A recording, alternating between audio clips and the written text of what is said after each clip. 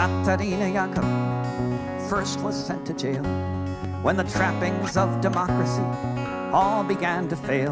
She was frequently arrested in and out of custody while her first husband was in hiding from the Nazis. Katarina Jakob was acquitted of a crime, but the Gestapo had the last word. They weren't finished with her this time. She was sent to Ravensbrück, a killing hunger at her side. She heard of the execution, how her second husband died. For Katarina Jakob, the end was close at hand.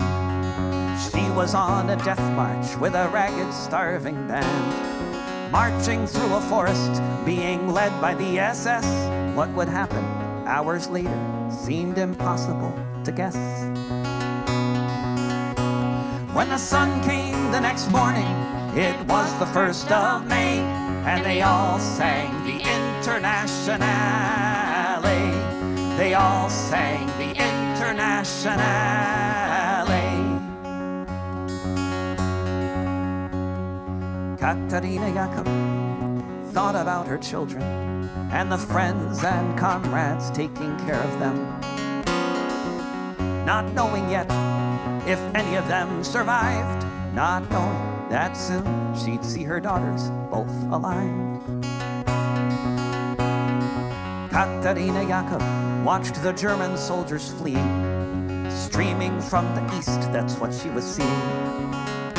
Allied bombers flew above them, she thought they all might die, and then soon there was the silence of all the SS men.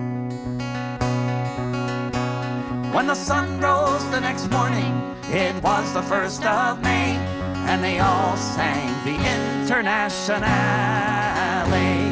They all sang the Internationale. Katarina Jakob saw red flags flapping in the breeze above the Russian tanks, and she fell upon her knees. And so many different voices in so many different tongues sang the most beautiful song that could ever have been sung. In German, Lithuanian, in Polish and in Dutch, a myriad of melodies as never had been such. In Russian and in Yiddish, Italian and French, emerging from the forest beneath a trench.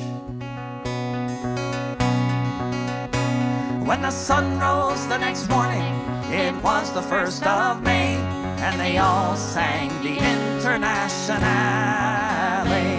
When the sun rose the next morning, it was the 1st of May, and they all sang the Internationale. They all sang the Internationale.